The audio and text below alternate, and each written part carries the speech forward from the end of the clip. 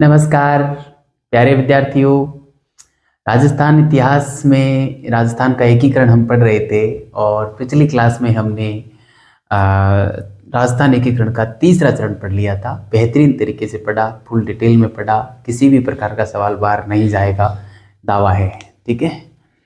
और यदि जाता भी है सवाल बाहर तो किसी से होगा भी नहीं, क्योंकि आज तक ना तो ऐसा गाइडों में किसी ने लिखा है, ना टीचर ने तो पढ़ाया ही नहीं होगा, ये दावा है मेरा। ठीक है, तो आप मस्त होके और इतना पढ़ लेना सफिशिएंट है। आराम से आपके एग्ज़ाम, स्कूल लेक्चर, और मैं तो ये कहूँगा आरएएस, तो आरएएस में उतना लेवल का नहीं आता, जो असिस्टेंट प्रोफेसर भी आपकी आराम से पास हो जाएगी। ठीक है, यदि सवाल यहाँ से गलत नहीं होता है तो चलिए चतुर्थ चरण आज हम पढ़ेंगे, राजस्थान एकीकरण का चौथा चरण। ठीक है, तो मैं हेडिंग डाल देता हूँ, राजस्थान एकीकरण का चौथा चरण। ठीक है, राजस्थान एकीकरण। ठीक है, और हम पढ़ेंगे चतुर्थ चरण को। ठीक है, चतुर्थ चरण। ठीक है, राजस्थान एकीकरण चतुर्थ चरण पढ़ेंगे। तो विद्यार्थियों सॉरी, ठंड का माहौल है, ज़बरदस्त ठंड पड़ी हुई है, और रात के खैर ज़्यादा नहीं बजे हैं, लेकिन 8:30 बजे क्लास स्टार्ट हुई है, 9:30 बजे ख़त्म हो जाएगी। तो खैर कोई नहीं, आप एकदम रज़ाई में बैठे बैठे क्लास देख रहे होंगे, और हम यहाँ पे खुले में बिल्कुल बिना रज़ाई के, या जो भी है। तो विद्यार्थियों, तीसरा चरण खत्म हुआ। चौथे चरण की बात मैं बताऊं आपको। चौथे चरण में हमारा ग्रेटर राजस्थान बनने को बनने की प्रक्रिया में था। ठीक है, क्या बनेगा इसमें? ग्रेटर राजस्थान बनेगा। कौन सा? ग्रेटर राजस्थान, वृहत्तर वृहत्तर राजस्थान बनेगा। ठीक है, वृहत्तर राजस्थान के निर्माण की जो प्रक्रिया थी, वृहत्तर क्यों? क्योंकि इसमें 4 बड़ी रियासतें थी। जैसे मैं बताऊं, एक तो जयपुर थी, एक हमारे जोधपुर थी, जयपुर जोधपुर, एक हमारी बीकानेर थी। ठीक है, जयपुर जोधपुर बीकानेर, और एक थी हमारे जैसलमेर। ठीक है, जैसलमेर। तो इन 4 रियासतों का शामिल होना था, तब जाके ये चरण पूरा होगा, चौथा चरण। अब इसमें जो प्रॉब्लम थी, वो सबसे बड़ी प्रॉब्लम ये थी, सबसे बड़ी समस्या ये थी कि ये चारों ही रियासतें यथा स्थिति में रहने के पक्ष में, यथा स्थिति रहने की स्थिति में थी, है ना। यानी कि ये विलय पत्र पर हस्ताक्षर करें तो करें, वरना नहीं करें, ये स्वतंत्र भी रह सकती थी। ऐसी स्थिति में ये थी। ऐसी स्थिति में होने के कारण, और करीब फरवरी 1948 में सरदार वल्लभ भाई पटेल ने बीकानेर के जो शासक थे शार्दुल सिंह, उनसे यह भी कहा था कि जो बड़ी रियासतें हैं, जो बड़ी रियासतें हैं, उनको, उनका जो विलय होगा वो शासक और जनता दोनों की सहमति से ही विलय किया जाएगा। ऐसी स्थिति में शार्दुल सिंह के हौसले और बुलंद थे कि जनता की सहमति और शासक की सहमति लेंगे तो हम तो बड़ी रियासतें हैं, हम क्यों संघ में शामिल हों। यह प्रश्न, यह बात और बीकानेर के शासक शार्दुल सिंह के जहन में थी। ऐसी ही घोषणा जनवरी 1948 में लॉर्ड माउंटबेटन ने भी की थी कि जो बड़ी रियासतें हैं उनका विलय जनता और शासक दोनों की सहमति से ही किया जाएगा। तो इस प्रकार से दोनों प्रकार की बातें थी, और इसी के चलते बीकानेर के जो शासक थे शार्दुल सिंह, उन्होंने जून 1948 में और बीकानेरी झंडे को व अपनी स्वतंत्रता को, बीकानेर झंडे को राष्ट्रीय झंडा घोषित करते हुए, मतलब राष्ट्रीय झंडा घोषित कर दिया, और अपनी स्वतंत्रता को भी राष्ट्रीय स्वतंत्रता घोषित कर दी एक तरीके से, जून 1948 में। इस प्रकार से जब उसने अपने झंडे को एक राष्ट्रीय झंडा घोषित किया, उसके बाद उसको पता चला कि जो उदयपुर जैसी जो बड़ी रियासत है उसने भी और विलय कर लिया है, और संयुक्त राज्य राजस्थान का निर्माण उसने कर लिया है ना। जैसा कि हमको पता है कि तीसरे चरण में, और 25 मार्च 1948 सॉरी जो 18 अप्रैल 1948 को और उदयपुर का भी विलय किया जा चुका था। ठीक है, जब यह उदयपुर के विलय वाली बात जब बीकानेर के शासक के कानों में गई, तो बीकानेर शासक ने अपने प्रधानमंत्री जसवंत सिंह दाऊद सर को भेजा महाराणा के पास, यह कहकर कि मेवाड़ जो कि कभी मुगलों के समक्ष न झुकी, वो कांग्रेस के समक्ष झुक गई। ये प्रश्न किया महाराणा से। तब महाराणा ने कहा कि हमने तो हमारी रियासत कांग्रेस को सौंप दी है और अन्य रियासतों को भी इसका अनुसरण करना चाहिए। इस प्रकार जब मेवाड़ के महाराणा ने बात कही तो बीकानेर के जो शासक थे उनके थोड़े हौसले पस्त हुए और उनको भी ये लगा कि संघ में शामिल हो जाना चाहिए। जब इतनी बड़ी रियासत, मेवाड़ जैसी रियासत ही जब संघ में शामिल हो गई तो हाँ, बीकानेर, जैसलमेर और जोधपुर की तो बात ही क्या है, ये भी हो ही जाएगी। ऐसा बीकानेर के शासक शार्दुल सिंह का मानना था। ये स्थिति तो बीकानेर और मैंने इधर की बताई, बीकानेर और उदयपुर की। अब उदयपुर तो विलय हो ही चुका था, लेकिन उदयपुर के महाराणा ने इस प्रकार की प्रतिक्रिया बीकानेर के शासक को दी थी। अब मैं बात करूं जोधपुर में क्या स्थिति थी। जोधपुर का जो शासक था हनुवंत सिंह, वो पाकिस्तान में मिलना चाहता था।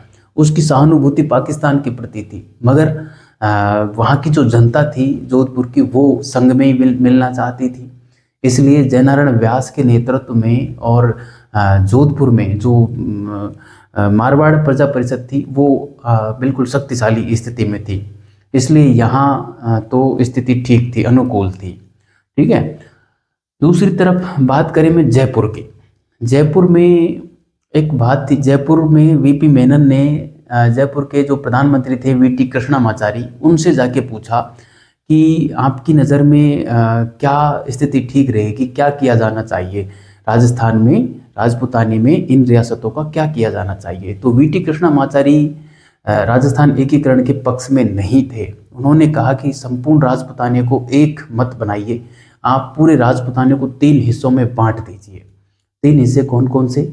उन्होंने एक हिस्सा बताया संयुक्त राज्य राजस्थान, जो तीसरे चरण में बन चुका था। उन्होंने कहा कि इस स्थिति को यथावत रखिए, एक तो ये हो जाएगा। दूसरा उन्होंने ये बताया कि जोधपुर, बीकानेर और जैसलमेर, इन 3 रियासतों को मिलाकर आप पश्चिमी राजस्थान संघ बना दीजिए, एक संघ ये हो जाएगा। अब रही बात पूर्वी राजस्थान की, तो पूर्वी राजस्थान की रियासतों का वीटी कृष्णामाचारी ने ये कहा कि जो धौलपुर और भरतपुर है, इन दोनों को दे दो आप उत्तर प्रदेश को। और उसके बाद जो बची हैं रियासतें, जिसमें जयपुर है और अलवर है और एक करौली है, इन तीनों को मिलाकर, जो कि मत्स्य संघ ऑलरेडी बना हुआ था वैसे तो, ठीक है, तो इन तीनों रियासतों को मिलाकर उन्होंने कहा एक संघ, इनका एक अलग से एक संघ बना दिया जाए। इस प्रकार से संपूर्ण राजपूताना को 3 हिस्सों में बांट देने की बात वीटी कृष्णामाचार्य ने कही, जिसका तर्क यह दिया कि यदि पूरे राजपूताने को एक कर दिया तो यहाँ पे राजपूतों का प्रभुत्व हो जाएगा और यहाँ पे फिर केंद्र जो है अपना शासन रेगुलेट कर ही नहीं सकता, क्योंकि राजपूतों का अपना शासन होगा। फिर पूरे राजपूताने को एक कर दिया तो, चूंकि ऐसा पंजाब में किया जा चुका था और पश्चिमी जो पंजाब था वहाँ पे सिखों का बड़ा प्रभुत्व था, ऐसा उदाहरण उन्होंने दिया। और बात भी वीटी कृष्णामाचार्य की बड़ी वजनदार लगी उस समय वीपी मेनन को, सरदार वल्लभ भाई पटेल को। लेकिन यहाँ की जो जनता थी राजपूताने की, वो पूरी जनता एकीकरण के पक्ष में थी। यहाँ पे प्रजामंडल आंदोलन इतने प्रबल तरीके से चले थे कि स्वतंत्र इकाई बना पाना बड़ा मुश्किल था। यहाँ पे पूरे राजपूताने को एक करना ही था। रियासती विभाग जो था वो स्वयं भी यही चाहता था कि पूरा राजपूताना एक ना हो, और रियासती विभाग की ये इच्छा थी कि जोधपुर, जैसलमेर और बीकानेर, इन तीनों रियासतों को मिलाकर और इनको काठियावाड़ के साथ मिला दिया जाना चाहिए। काठियावाड़ जो गुजरात में पड़ता है उसके साथ मिलाकर और इनको एक केंद्र शासित प्रदेश के रूप में बना देना चाहिए, ऐसा रियासती विभाग का मानना था। लेकिन जनता की जिद के आगे, जन समर्थन के आगे और इनको झुकना पड़ा, और सरदार वल्लभ भाई पटेल, वीपी मेनन, इन सब के अथक प्रयासों से जयपुर, जोधपुर, बीकानेर और जैसलमेर, इन चारों रियासतों को विलय पे हस्ताक्षर करने के लिए राजी कर लिया गया। और 14 जनवरी 1949 को उदयपुर में भरी जनसभा के बीच सरदार वल्लभ भाई पटेल ने यह घोषणा की कि इन बड़ी रियासतों ने और संघ में शामिल होने के लिए सहमति पत्र दे दिया है। इस प्रकार से और इनकी सहमति हुई और करीब हाँ, ये जनवरी की तो घटना थी। 14 जनवरी 1949 को तो ये उदयपुर में सरदार वल्लभ भाई पटेल ने घोषणा कर दी इनके विलय की। अब बात आती है कि आखिर इनका विलय कर लिया जाए तो अब यहाँ पे शासन व्यवस्था कैसी हो, कौन संभाले शासन, कौन हो राज प्रमुख, कौन हो प्रधानमंत्री, कौन हो मंत्रिमंडल में शामिल, ये सारी बातें यहाँ पर अब होने लगी।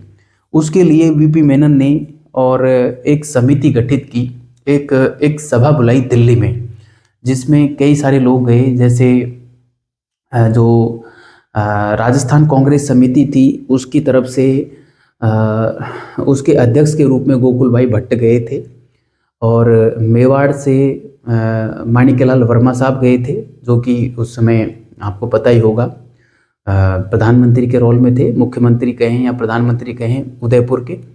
जोधपुर से जयनारायण व्यास साहब गए, जो कि मारवाड़ रियासत के सीएम थे, और जयपुर से जो गए वो हीरालाल शास्त्री गए, जो कि सीएम और सचिव दोनों का काम जयपुर में वो कर रहे थे।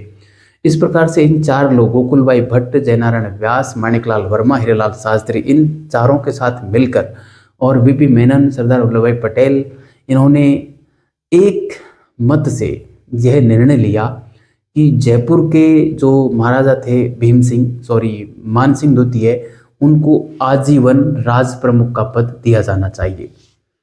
और मेवाड़ की वंश परंपरा और गरिमा को ध्यान में रखते हुए मेवाड़ के शासक भोपाल सिंह को आजीवन महाराज प्रमुख बना दिया जाना चाहिए। ठीक है। जोधपुर और कोटा के शासकों को वरिष्ठ उपराज प्रमुख बनाया जाना चाहिए। वह बूंदी और डूंगरपुर के शासक को कनिष्ठ उपराज प्रमुख बनाया जाना चाहिए। इस प्रकार का माजरा यहाँ पे रखा और यह सर्वसम्मति से बात बन भी गई। इसमें प्रिवी पर्स की बात आई कि किसको कितना प्रिवी पर्स दिया जाए, तो जयपुर के शासक को 18 लाख रुपए का प्रिवी पर्स दिया गया। जोधपुर वाले को 17.5 लाख रुपए का प्रिवी पर्स दिया गया। वहीं बीकानेर के शासक को जो है 17 लाख रुपए दिए गए। वह जैसलमेर के शासक को 2,80,000 रुपए का प्रिवी पर्स दिया गया। ये ध्यान रहे। जयपुर के शासक को 5.5 लाख रुपए का अतिरिक्त प्रिवी पर्स भी दिया गया था। ठीक है। तो इस प्रकार से इनको प्रिवी पर्स दिए, मगर मामला यहाँ पे फंसा कि राजधानी कहाँ होनी चाहिए। ठीक है। राजधानी को लेकर मामला बड़ा फंस गया। तब पंजाब के जो मुख्य सचिव थे BR पटेल साहब, BR पटेल की अध्यक्षता में एक समिति गठित की, जिसमें 2 सदस्य और भी थे, HP सिन्हा और एक थे हमारे HC पुरी के नाम से नाम आता है, HC पुरी और HP सिन्हा, वो 2 सदस्य थे। और BR पटेल जो कि पंजाब के उस समय जो है मुख्य सचिव हुआ करते थे, BR पटेल साहब, उनके नेतृत्व में समिति का गठन किया। और उस समिति ने यह निर्णय लिया कि राजधानी जयपुर में होनी चाहिए, मगर अन्य रियासतों का भी अपना एक महत्व था, इसलिए जो है सब रियासतों में और विभागों का बंटवारा कर दिया गया। जैसे राजधानी तो हमारे रख दी जयपुर में रख दी, और हाई कोर्ट रख दिया हमारे जोधपुर में रख दिया, हाई कोर्ट जोधपुर में रखा, है ना, और खान विभाग उदयपुर में रख दिया। ऐसे ही शिक्षा विभाग जो था वो बीकानेर में रखा, और जो कृषि विभाग था वो हमारे दे दिया था पूर्वी राजस्थान की ओर, भरतपुर में कृषि विभाग नहीं, कृषि विभाग अभी आगे जाएगा, भरतपुर का मामला यहाँ, भरतपुर तो है ही नहीं। तो जो है खान विभाग दिया था उदयपुर में, कोटा को मिला था वन, है ना, कोटा को वन व सहकार जो क्षेत्र था वो कोटा को मिल गया था। तो कोटा हो गया, बीकानेर, जोधपुर और जयपुर, उदयपुर, हाँ ये सब हो गए। तो इस प्रकार की व्यवस्था यहाँ पे की और मुख्यमंत्री के रूप में हीरालाल शास्त्री जी को चुना गया। ठीक है। हीरालाल शास्त्री जी के नेतृत्व में और कई लोग जो है यहाँ पे मंत्रिमंडल में शामिल हुए, जिसमें जो है जयपुर से सिद्धराज डड्डा आए, है ना, जयपुर से थे सिद्धराज डड्डा। इसके अलावा हनुमंत सिंह भी यहाँ पे जोधपुर से शामिल हुए। उसके अलावा नारायण नारायण बाफना भी आए, है ना, नारायण बाफना भी जोधपुर से आए थे। और नारायण बाफना, हनुमंत सिंह और एक नाम और था, एक नाम जो था वो हमारे जोधपुर से 3 लोग थे, है ना, जोधपुर से 3 थे, इतना ध्यान रखना आप। हनुमंत सिंह थे और नरसिंह बाफना थे, सॉरी नरसिंह बाफना क्या मतलब फूलचंद बाफना, हनुमंत सिंह और एक नाम थे नरसिंह कछवाहा थे, सॉरी हाँ कछवाहा, देखो नाम कछवाहा है लेकिन जोधपुर से थे, है ना, नरसिंह कछवाहा और जो है ये बाफना साहब और हनुमंत सिंह, ये तीनों लोग तो आए हमारे जोधपुर से, है ना। सिद्धराज डड्डा जयपुर से थे। इसके अलावा कोटा से वेदपाल त्यागी जी थे, है ना, कोटा से वेदपाल त्यागी जी थे। तो इस प्रकार के जो है यहाँ पे चौथा मंत्रिमंडल बनाया गया हीरालाल शास्त्री के नेतृत्व में। और इस संघ का जो उद्घाटन हुआ वो आखिरकार जो है उद्घाटन 30 मार्च 1949 को हुआ और 4 अप्रैल को हीरालाल शास्त्री जी ने मुख्यमंत्री का पदभार ग्रहण किया और 7 अप्रैल को अपने मंत्रिमंडल का गठन किया, 7 अप्रैल 1949 को, ठीक है। तो इस प्रकार से ये चौथा चरण जो है हमारे विद्यार्थियों पूरा होता है। अब ये जो घटनाक्रम है इसको मैं अब यहाँ पे लिख देता हूँ पूरा ना, मैंने एक साथ बोल के सुना दिया है, पूरी कहानी आपको समझ में आ गई होगी। बड़ी ही महत्वपूर्ण इम्पोर्टेंट है। यहाँ से तिथियाँ पूछी जाती है विद्यार्थियों, छोटे छोटे फैक्ट जो हैं, सॉरी छोटे छोटे जो फैक्ट हैं वो पूछे जाते हैं। तो आपको एक एक चीज़ को बढ़िया तरीके से ध्यान में रखना है, ठीक है। सॉरी, तो चलिए विद्यार्थियों अब हम जो है यहाँ पे लिखना प्रारंभ करते हैं, ठीक है। पूरी बात मैंने बोल के सुना दी है और अब मैं एक एक बात को यहाँ पे लिख डालता हूँ, लिपिबद्ध कर डालता हूँ। आप भी बढ़िया तरीके से लिखना और बढ़िया से उसको तैयार करना फिर, ठीक है।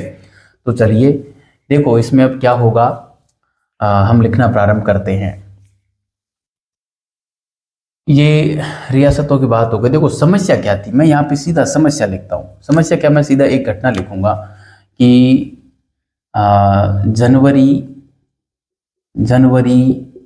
1948 व 48 में, जनवरी 1948 में माउंट बेटन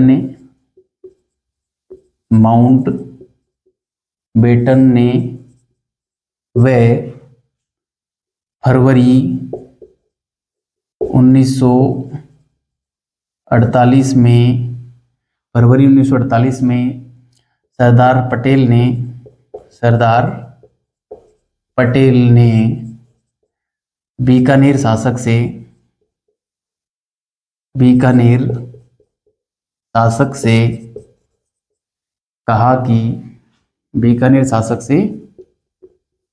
कहा कि बड़ी रियासतों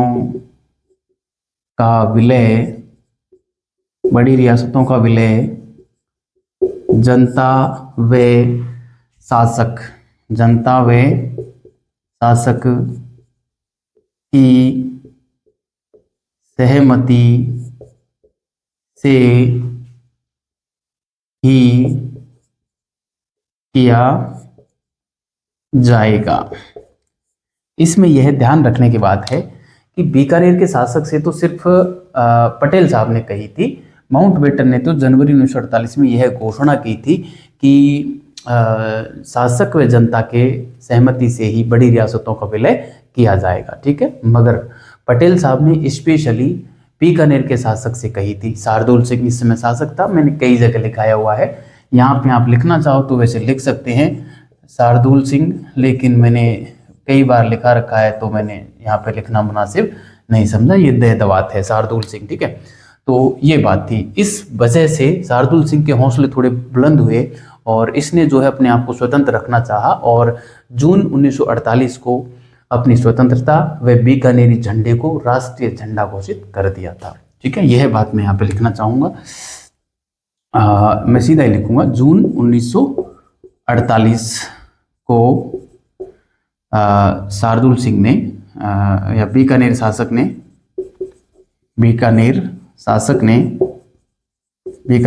ने अपनी स्वतंत्रता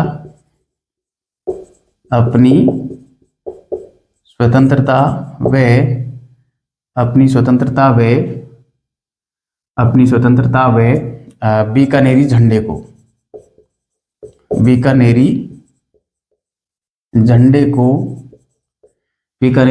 को राष्ट्रीय झंडे का दर्जा दिया। ठीक है, राष्ट्रीय झंडे का दर्जा दे दिया।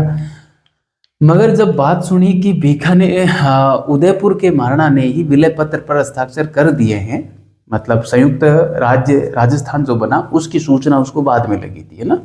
उस जमाने में इतना कम्युनिकेशन था नहीं, आज की तरह के व्हाट्सएप कर दिया, तुरंत घटना घटित हुई और पूरे राजपुताने में क्या संपूर्ण विश्व में फैल जाती है आज, तो उस जमाने में इतना नहीं था। ठीक है, तो बाद में जाके उसको पता चला, तो उसने मेवाड़ के महाराणा के पास भी अपने प्रधानमंत्री को, जिनका नाम जसवंत सिंह दाऊद सर था, उसको भेजा भी था। ठीक है, यह कहकर कि मेवाड़ तो एक मुगलों के समक्ष कभी नहीं झुकी, फिर कांग्रेस के समक्ष क्यों झुकी, इस प्रकार से तो उसने जवाब भी दिया कि हम झुक गए हैं और आपको भी हमारा अनुसरण करना चाहिए। ठीक है, यह बात मैं शॉर्ट में ही लिखूंगा, यहाँ पे पूरी लिखने की आवश्यकता नहीं है। ठीक है, मैं यहाँ पे लिखूंगा दर्जा दिया, मगर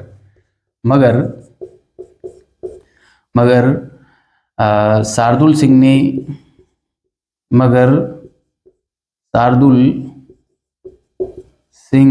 ने सुना कि महाराणा ने संघ में शामिल होना स्वीकार लिया है, तो संघ में शामिल होना स्वीकार लिया है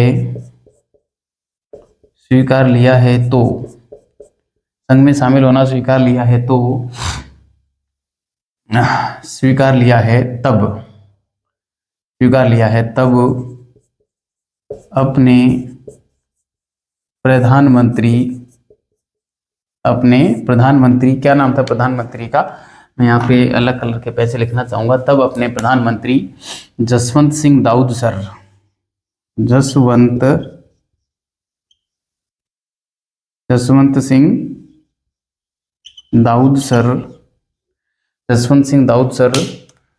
को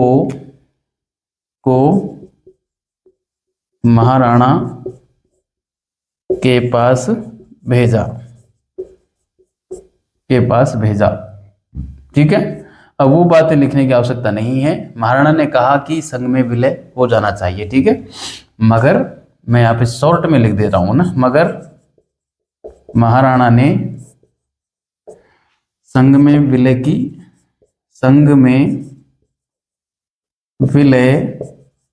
सलाह दी। ठीक है, मैंने शॉर्ट में लिख दिया है, बस उतनी सारी बातों को मैंने सुना दिया है बोल के आप अपने स्तर पे लिख देना। वैसे डेस्क्रिप्टिव एग्जाम है नहीं कि हमारे डेस्क्रिप्टिव आएगा, बस मैं इतना ही लिख दे रहा हूँ। ठीक है, ये तो थी बीकानेर की बात। जोधपुर के जो शासक थे वो विलय चाहते थे किसमें, पाकिस्तान में, मगर प्रजामंडल के चलते नहीं हो पाया। ठीक है, तो मैं यहाँ पे लिखूंगा JDR लिख रहा हूँ, जोधपुर शासक हनुवंत सिंह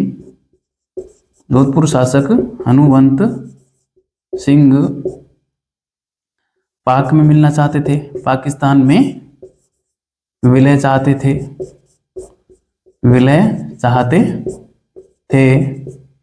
मगर जय नारायण व्यास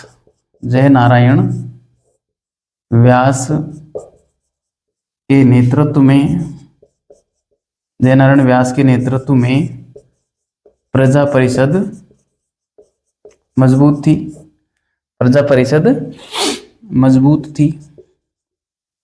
ठीक है, प्रजा परिषद मजबूत थी। ठीक है, तो इसलिए ये उसमें विलय नहीं हो पाया इसका, ठीक है। और जोधपुर में जो है ज़्यादा आंदोलन इसलिए भी नहीं हुआ कि यहाँ पे पाकिस्तान की वजह से झगड़े होने की संभावना प्रबल थी, इसलिए यहाँ के न तो शासक ने ज़्यादा जोर लगाया न जनता ने भी ज़्यादा जोर लगाया, ये ज़्यादा यहाँ पे कुछ हुआ नहीं, ठीक है। एक बात हो गई ये। दूसरी बात मैं यहाँ पे लिखूँ रियासती वाली, रियासती विभाग जो था वो स्वयं भी यह नहीं चाहता था कि इस संघ का पूरे राजपूताने का एक संघ बने, ठीक है। मैं अलग कलर के पेन से लिख दे रहा हूँ यहाँ पे। रियासती विभाग, रियासती विभाग, मैं सीधा लिखूंगा, रियासती विभाग जोधपुर, बीकानेर व जैसलमेर, JSL लिख रहा हूँ मैं, जैसलमेर है ना, जैसलमेर को काठियावाड़ के साथ मिलाकर, काठियावाड़ के साथ मिलाकर, काठियावाड़ के साथ मिलाकर केंद्र शासित राज्य बनाना चाहती थी, ठीक है। केंद्र शासित राज्य बनाना चाहती थी, ठीक है, केंद्र शासित राज्य बनाना चाहती थी। रियासती विभाग स्वयं यह चाहती थी कि जोधपुर, बीकानेर, जैसलमेर को काठियावाड़ के साथ मिला दिया जाए और एक केंद्र शासित राज्य बना दिया जाए, ठीक है। और सॉरी, VP मेनन ने जब जयपुर के शासक से बात की, जो जयपुर के प्रधानमंत्री VT कृष्णमाचारी से बात की, तो उन्होंने 3 संघ बनाने की बात कर दी, ठीक है। तो वो बात मैं यहाँ पे लिखना चाहूँगा। जब VP मेनन ने जयपुर के PM VT कृष्णमाचारी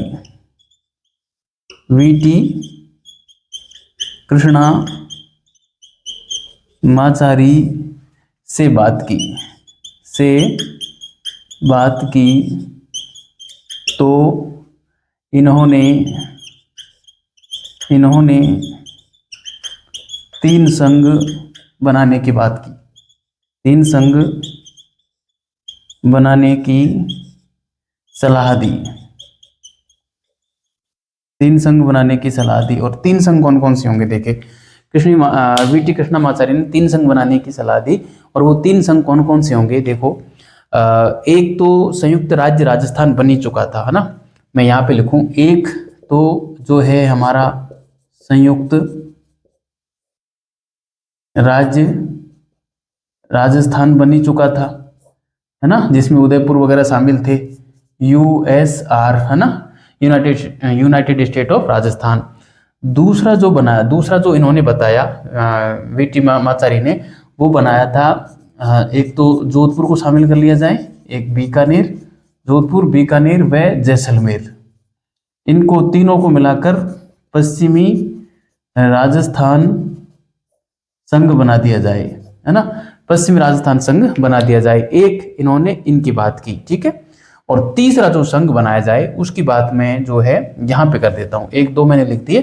तीसरा जो इन्होंने बताया, वो बताया जयपुर, अलवर और करौली का, इन तीनों को मिलाकर एक संघ ये बना दिया जाए, ठीक है। और इन्होंने कहा कि जो धौलपुर और भरतपुर है, भरतपुर व धौलपुर, इन दोनों को जो है आप यूपी को दे दें, ये बात बताई VT कृष्णमाचारी ने, है ना। VT कृष्णमाचारी ने ये विभाजन क्यों करना चाहा, इसके पीछे इन्होंने तर्क यह दिया कि यदि इस संपूर्ण राजपूताने को एक कर दिया जाएगा तो यहाँ पे राजपूतों का प्रभुत्व होगा, राजपूतों का बोलबाला होगा, और ऐसी स्थिति में केंद्र जो है अपना शासन यहाँ पे कभी नहीं चला सकता। तो फिर बात तो VP मेनन को और VT कृष्णमाचारी की उचित लगी कि यार बात तो ये सही कह रहा है, और उसने उदाहरण भी दिया कि जैसे पश्चिमी पंजाब में और सिखों का जो प्रभुत्व है, वही प्रभुत्व यहाँ राजपूताने में राजपूतों का हो जाएगा। मगर जनभावना प्रबल थी, जनभावना इतनी प्रबल थी कि ये लोग चाहकर भी और राजपूताने में 3 संघ नहीं बना सके। समाजवादी नेता जयप्रकाश नारायण ने राजस्थान आंदोलन समिति का गठन कर लिया था, जिसके माध्यम से वो ग्रेटर राजस्थान बनाने की बात कर रहे थे। डॉक्टर राम मनोहर लोहिया भी उनके साथ में थे। तो कुछ तो वो प्रभाव था, कुछ जन आंदोलन का प्रभाव था। तब सरदार वल्लभ भाई पटेल और वीपी मेनन के अथक प्रयासों से और इन चारों रियासतों के शासकों को मनाया गया और अंततः इन लोगों ने विलय की घोषणा कर दी, जिसको पब्लिकली करने का काम सरदार वल्लभ भाई पटेल ने 14 जनवरी 1949 को उदयपुर की एक आम सभा में किया था, जिसका सभी रियासतों ने और खुले दिल से स्वागत किया। और इस प्रकार से जो है राजपूताने का एक जो वास्तविक स्वरूप था, जो हमारा वास्तविक राजस्थान था, वो उस समय अस्तित्व में आया। और 30 मार्च को इन रियासतों ने जो है हस्ताक्षर कर दिए थे विलय पत्र पर। उसी दिन से जो है 30 मार्च 1949 को, है ना, 30 मार्च 1949 को जो है विलय पत्र पर हस्ताक्षर हुए। इसलिए 30 मार्च का जो दिन है वो राजस्थान दिवस के रूप में मनाया जाता है। आप लोगों को पता होगा बढ़िया तरीके से, ठीक है। 30 मार्च का वो दिन था जिसमें बृहत्तर राजस्थान का निर्माण हुआ था, ठीक है। और उद्घाटन का काम सरदार वल्लभ भाई पटेल ने किया। मगर वो सब बातें मैं बोल के सुना ही चुका हूँ, मैं फिर दोबारा क्यों सुना रहा हूँ। आप इसको उतारें विद्यार्थियों, मैं इसको मिटा रहा हूँ और मैं यहाँ से ठीक आगे की बात अब बोर्ड पे लिखता हूँ, ठीक है। आप इसको उतारें, बढ़िया तरीके से उतारना। जिस प्रकार से बढ़िया तरीके से मैं लिख रहा हूँ आप भी बढ़िया तरीके से लिखना, क्योंकि नोट्स एक बार बनाए जाते हैं, बार बार नहीं बनाए जाते। एक बार मेहनत कर लीजिए, आपका हमेशा हमेशा का काम हो जाएगा। चलो, चौथा चरण मैंने मिटा दिया, बृहत्तर राजस्थान नहीं मिटाऊंगा, ठीक है। बृहत्तर राजस्थान का निर्माण हम कर रहे हैं अभी। तो चलिए, आपको कहानी बढ़िया तरीके से समझ में आ रही होगी और मैं ये दावा भी कर सकता हूँ कि आपको ऐसा कंटेंट कहीं नहीं मिलेगा। मैं सही बता रहा हूँ। आप आज से 2 साल बाद में पढ़ोगे ना किसी अन्य टीचर से, वो भी इतना डिटेल में नहीं पढ़ाएगा जितना मैं आपको पढ़ा रहा हूँ। और आज से 3 साल बाद, 4 साल बाद भी ये नोट्स जो है ना वो सफिशिएंट रहेंगे, पर्याप्त रहेंगे। आपको कोई एक्स्ट्रा कंटेंट पढ़ने की आवश्यकता नहीं रहेगी। इतना मैं डीपली जा रहा हूँ, ठीक है। तो मैं यहाँ पे और अब लिखता हूँ कि इस प्रकार से वो बात हो गई, ठीक है। अब एकीकरण में सहायक तत्व कौन कौन से थे वो मैं यहाँ पे लिखता हूँ। समाजवादी नेता, समाजवादी नेता, ये पेन बदल लेता हूं मैं, छोटा पड़ गया है। समाजवादी नेता जयप्रकाश नारायण,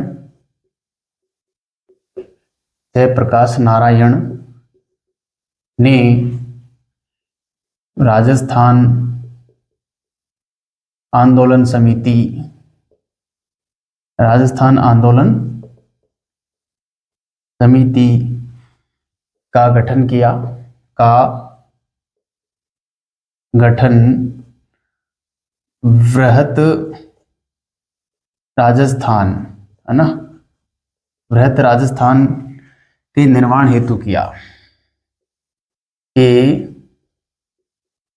निर्माण हेतु किया, ठीक है।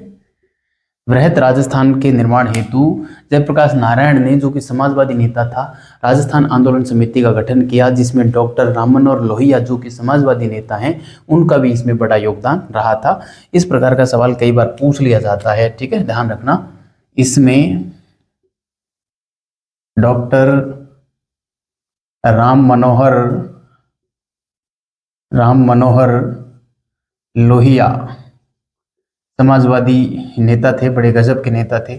ये राम मनोहर को आप हमेशा जोड़ के लिखना, क्योंकि उन्हें ये अलग अलग, राम को अपने से अलग रखना उचित नहीं लगता था, इसलिए वो जोड़ कर ही लिखते थे। बड़ा ही लगाव था उनको इस नाम से। डॉक्टर राम मनोहर लोहिया का भी बड़ा योगदान था, बड़ा योगदान था, ठीक है। डॉक्टर राम मनोहर लोहिया का भी इसमें बड़ा योगदान था। एक बात ये भी थी, ठीक है। और जन आंदोलन के चलते, अब मैं यहाँ पे लिखूंगा, जन आंदोलन के चलते जोधपुर, बीकानेर व जयपुर ये ध्यान रखना। जैसलमेर सामरिक महत्व की रियासत होने के कारण जैसलमेर का सामरिक महत्व अधिक था, इसलिए जैसलमेर का शासन केंद्र सरकार के पास में था, ये ध्यान रखना है ना। वो बात भी मैं यहाँ पे नोट डाल के लिख देता हूँ अभी। जोधपुर, बीकानेर व जयपुर शासक ने संघ में मिलना स्वीकारा, ठीक है, मिलना स्वीकारा, जिसकी सामूहिक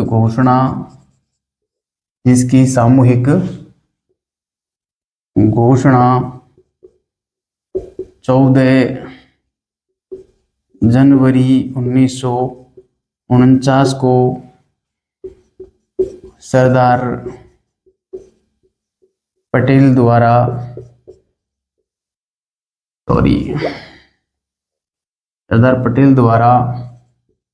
उदयपुर में एक आम सभा में की गई। एक आम सभा के दौरान की, ठीक है, एक आम सभा के दौरान जो है इसकी घोषणा सरदार वल्लभ भाई पटेल ने कब की? 14 जनवरी 1949 को की। ये तारीख थोड़ी सी महत्वपूर्ण हो जाती है, क्या पता इस प्रकार का जो माजरा है हमारे एग्जामिनर का हो जाए और वो पूछ बैठे कि किस दिन सरदार वल्लभ भाई पटेल ने इन बड़ी रियासतों के विलय की घोषणा कर दी थी। तो अधिकांश लोग जो है 30 मार्च 1949 पे चले जाएंगे। आपको एक तारीख ध्यान रखनी है, घोषणा 14 जनवरी 1949 को हुई थी, हस्ताक्षर पूछे तो वो फिर 30 मार्च 1949 को हो जाएंगे, ठीक है। वो बात तो जो है आपको बढ़िया तरीके से इन तारीखों को ध्यान में रखना है, क्योंकि जो प्रतिष्ठित नाम है ना, बड़े बड़े नाम है ना, जो दिग्गज नाम है इतिहास में, उन्होंने भी यहाँ पे बड़ा गच्चा खा रखा है, बड़ी गलतियां कर रखी है, ठीक है। मैं किसी ऐसे बड़े प्रतिष्ठित नाम का यहाँ पे नाम तो नहीं लूँगा, लेकिन ये आपको ध्यान रखना है, बस इतना ही कहूँगा, ठीक है। जब इस प्रकार से घोषणा कर दी तो फिर भावी शासन को लेकर और एक फिर बैठक बुलाई वीपी मेनन ने, ठीक है। अब मैं यहाँ पे लिखना चाहूँगा अलग कलर के पेन से, ये बृहत राजस्थान बनेगा यहाँ पे ना, बृहत राजस्थान मैं लिखूँगा। अब संघ का भावी शासन चलाने की व्यवस्था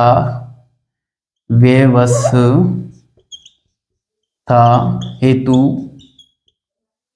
वीपी मेनन ने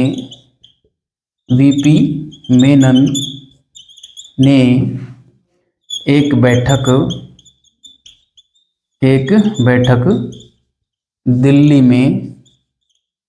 बैठक दिल्ली में बुलाई, ठीक है, एक बैठक दिल्ली में बुलाई।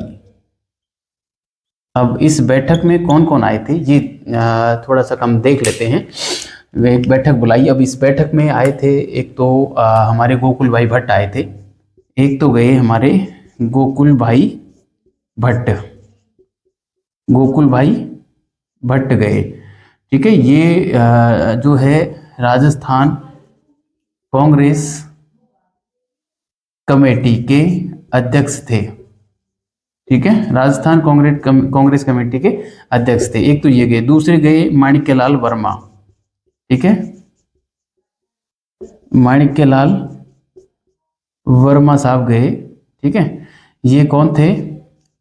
उदयपुर के सीएम। नंबर 3 पे जयनारायण व्यास जी गए, ये थे जोधपुर के सीएम थे। और हीरालाल शास्त्री जी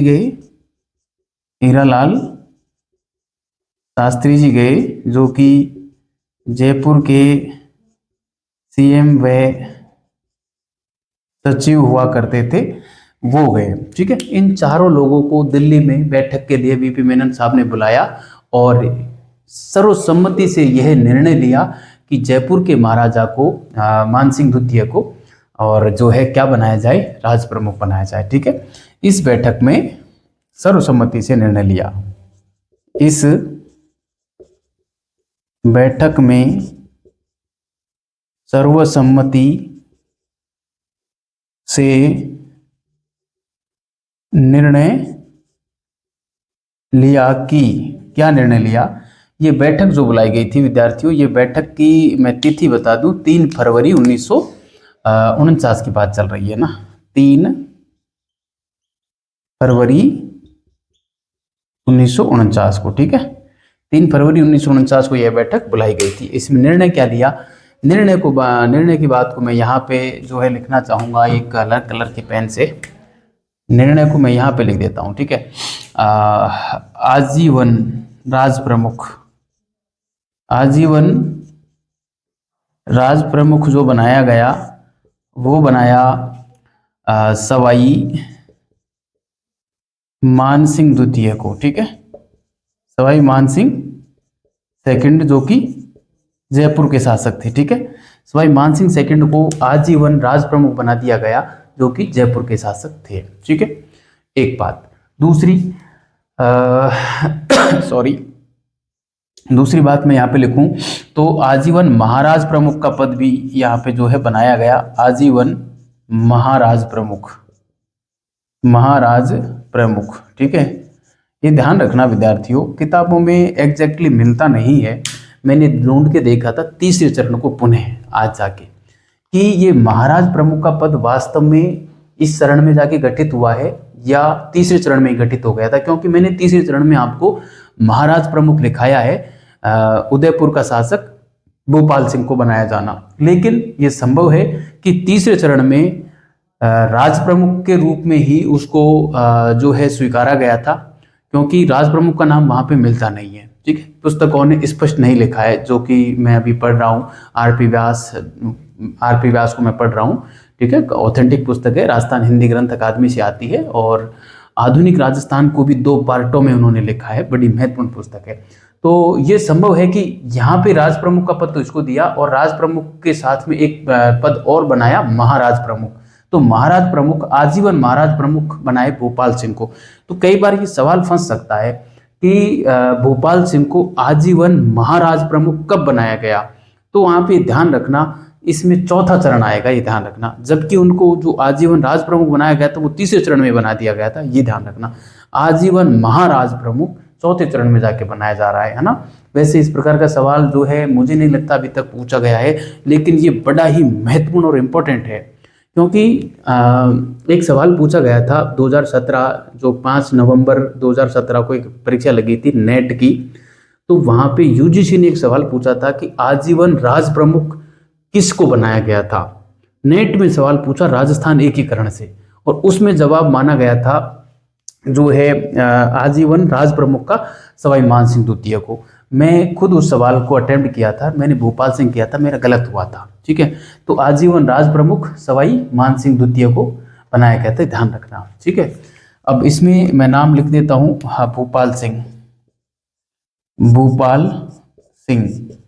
ठीक है, जो कि उदयपुर से आते थे। ठीक है, ये बात हुई। अब उपराज प्रमुख की बात करें हम, तो उपराज प्रमुख भी 2 बना दिए गए थे। उपराज प्रमुख, उपराज प्रमुख को भी 2 पार्टों में बांटा, कनिष्ठ और वरिष्ठ। ठीक है, तो एक तो हो गए वरिष्ठ, वरिष्ठ उपराज प्रमुख। ठीक है, और एक हो गए कनिष्ठ उपराज प्रमुख, वरिष्ठ और कनिष्ठ।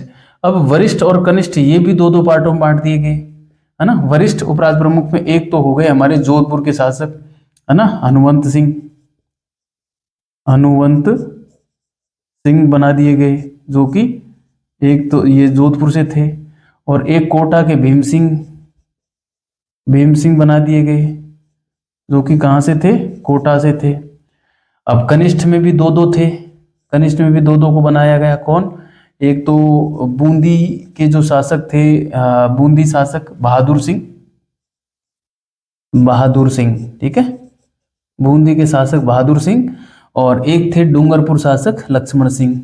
ठीक है, डूंगरपुर, ये डूंगरपुर है ना, ध्यान रखना, डूंगरपुर शासक लक्ष्मण सिंह, ठीक है, लक्ष्मण सिंह। तो यह व्यवस्था यहाँ पर कर दी गई, ठीक है। तो ये बात आपको बढ़िया तरीके से ध्यान में रखनी है। इस प्रकार का सवाल यहाँ से पूछ लिया जाता है, ठीक है। फैक्चुअल सवाल आता है, तथ्यात्मक आता है, तो आपको बढ़िया तरीके से ध्यान में रखना है, ठीक है। इनके प्रीवी पर्स की भी बात मैं यहीं पे लिखना चाहूँ तो जो सवाई मानसिंह था, इसको 18 लाख रुपए का प्रीवी पर्स मिला था, है ना। कितने का मिला था?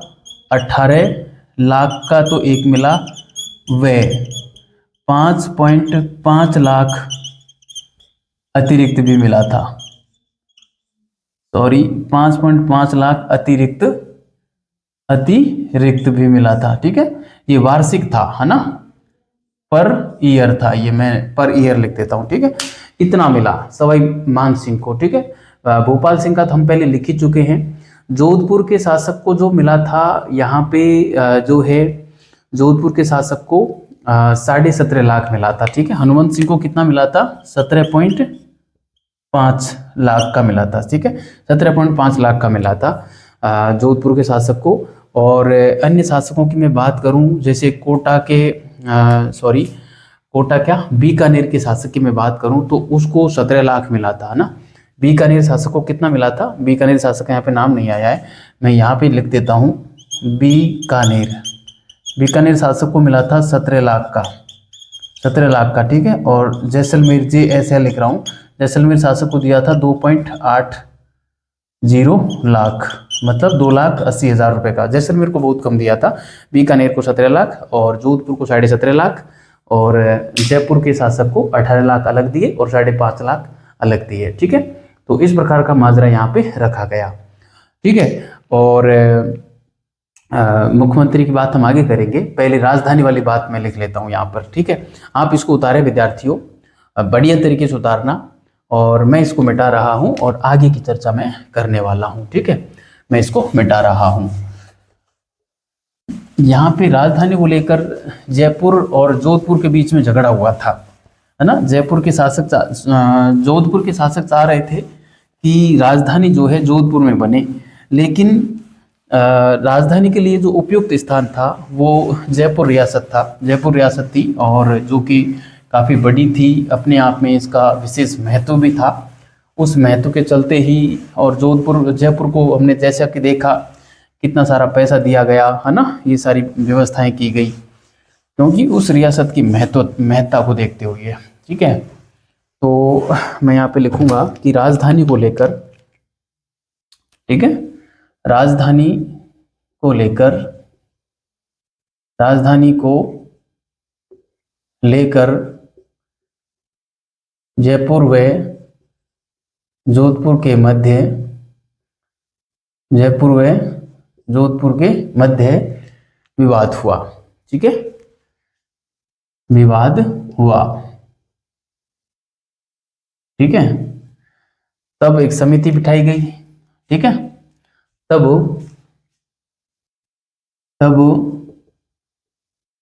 पंजाब के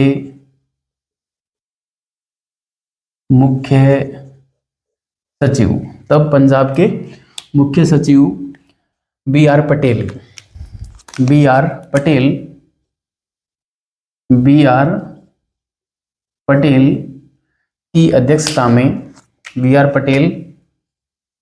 की अध्यक्षता में, एक समिति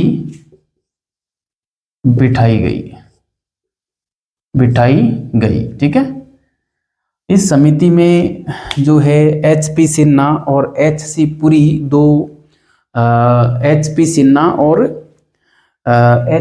दो सदस्य भी बनाए गए थे, ठीक है। इस समिति में 2 सदस्य जो थे, HC पुरी व HP सिन्हा सदस्य थे, ठीक है। अब इसका निर्णय क्या था? निर्णय जो दिया वो निर्णय बड़ा ही शानदार था। निर्णय में इन्होंने कहा कि जो है राजधानी रखी जयपुर में, ठीक है, JPR लिख रहा हूँ। और हाई कोर्ट जो रखा, हाई कोर्ट रख दिया जोधपुर में, ठीक है। खान विभाग जो रखा वो रख दिया उदयपुर में, UDR, ठीक है। शिक्षा विभाग जो रखा, शिक्षा विभाग वो रखा बीकानेर में, ठीक है। और वन व सहकार, वन व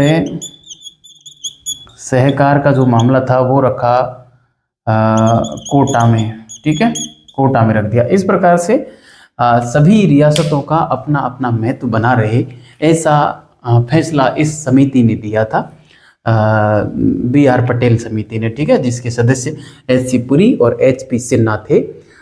इस प्रकार का माजरा यहाँ पर रहा, ठीक है। और CM के रूप में जो है मैं यहाँ पे बात कर लेता हूँ, सॉरी, मुख्यमंत्री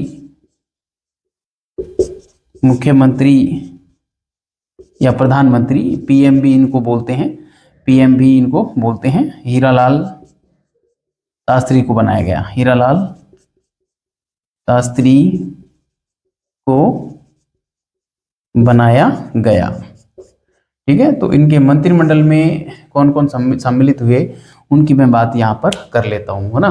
तो मंत्रिमंडल में जो है, एक तो हमारे सिद्धराज डड्डा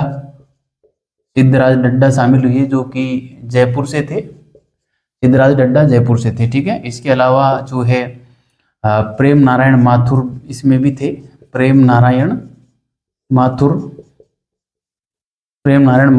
और एक नाम और मिलता है भूरेलाल भैया का, भूरेलाल भैया,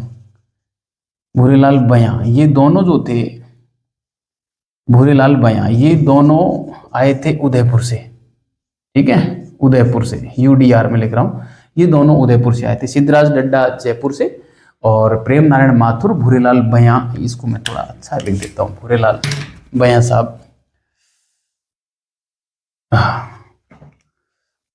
सॉरी, भूरेलाल भैया, ये आए थे उदयपुर से, ठीक है।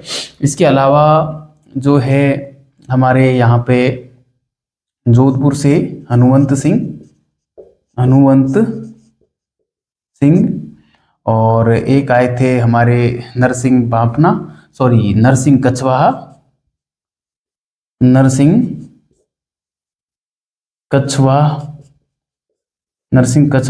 और एक थे बाफना साहब, है ना, बाफना। ये तीनों जो लोग थे, ये तीनों आए थे हमारे जोधपुर से आए थे, ये तीनों कहाँ से आए थे, जोधपुर से आए थे, ठीक है।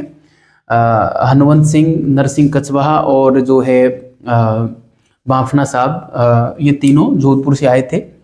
और ये फूलचंद बाफना है इनका नाम, वैसे पूरा नाम क्या है, फूलचंद, ठीक है। चलो मैं थोड़ा सा इसको मिटाकर बढ़िया से लिख देता हूँ, फूलचंद बाफना है इनका नाम, फूलचंद बाफना, ठीक है, फूलचंद बाफना इनका नाम है। और इसके अलावा और कोटा से आए थे वेदपाल त्यागी जी ले लिए गए हमारे कोटा से। ये मुझे लगता है इनका सुमिलित करने में सवाल बन सकता है ना, इसलिए मैं इस पर थोड़ा ज़्यादा फोकस कर रहा हूँ, मुझे लगता है फंसेगा सवाल यहाँ से। तो आपको प्रत्येक चरण में मैंने जो मंत्री लिखाए हैं वो किस रियासत से आए थे वो मैंने ज़रूर लिखा है, इसको आप बढ़िया तरीके से तैयार करना, क्योंकि पूछा जा सकता है सवाल, ठीक है। ये वाला मामला हो गया। अब ये जो मंत्रिमंडल बनाया गया था, ये देखो, इसमें 2 तारीखें आपको ध्यान रखनी है। देखो, हीरालाल शास्त्री ने जो राज्यभार संभाला,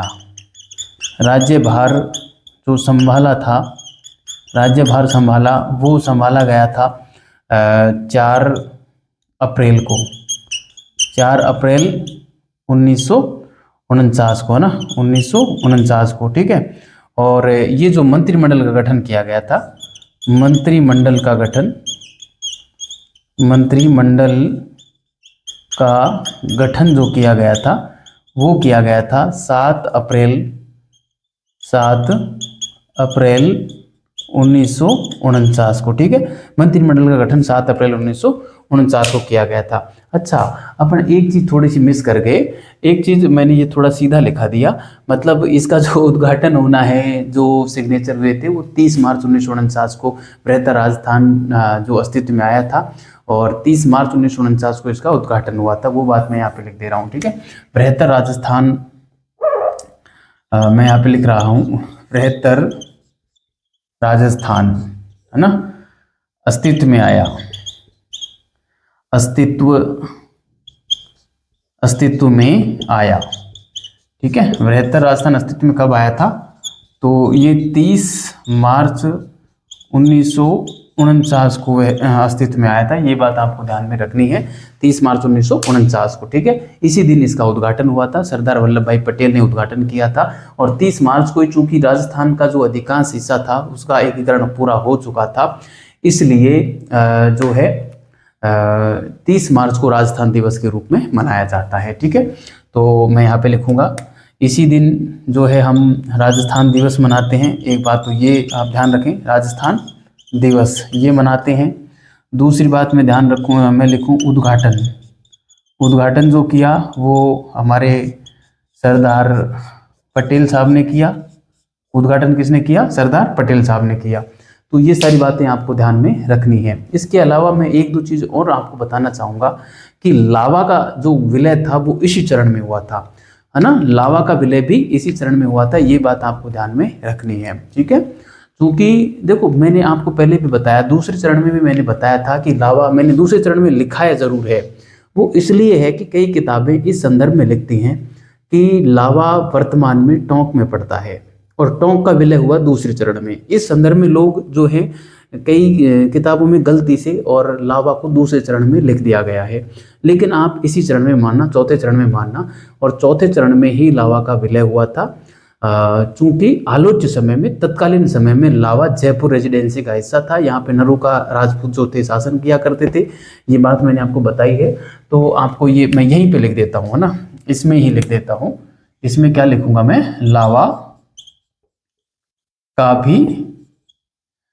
का विलय भी हुआ, ठीक है। लावा का विलय भी हुआ, ये बात आपको ध्यान में रखनी है ना। एक चीज मैंने बोल के सुना दी थी, मैं नोट डाल के लिखने वाला था, जैसलमेर वाली बात, उस बात को मैं यहाँ पे लिख दे रहा हूँ कि जैसलमेर का शासन जो था वो किन सरकार के पास था ना, JSL यानी जैसलमेर का शासन केंद्र के पास था। क्यों था? क्योंकि जैसलमेर जो था ये सामरिक महत्व के कारण, है ना, सामरिक यानी युद्ध के महत्व के कारण, सामरिक महत्व के कारण, ठीक है, सामरिक महत्व के कारण ऐसा हुआ था। तो ये था प्यारे विद्यार्थियों, हमारे बृहत्तर राजस्थान का निर्माण हो चुका है। आप कह सकते हैं बृहत्तर राजस्थान में क्या क्या शामिल था। देखो बृहत्तर राजस्थान में मैं यहाँ पे बराबर लगा के लिखूं तो एक तो जैसलमेर प्लस एक हमारे आ जाएगी जोधपुर, प्लस एक हमारे आ जाएगी जयपुर, प्लस एक हमारे आ जाएगी बीकानेर, है ना। वह ये 4 रियासतें हो गई, plus USR United state of Rajasthan. ये जो 2 चरण हो गए, 2 संघ हो गए तरीके से, एक तो ये 4 रियासतें और एक USR, इन दोनों को मिलाकर मिल गया क्या? बृहत्तर राजस्थान बन गया, ठीक है। तो आप समझ गए होंगे बढ़िया तरीके से। और अब यहाँ से आगे का इतिहास पढ़ेंगे विद्यार्थियों हम अगली क्लास में। तब तक के लिए बहुत बहुत धन्यवाद विद्यार्थियों, अच्छे रहिए, मस्त रहिए और लगातार पढ़ते रहिए।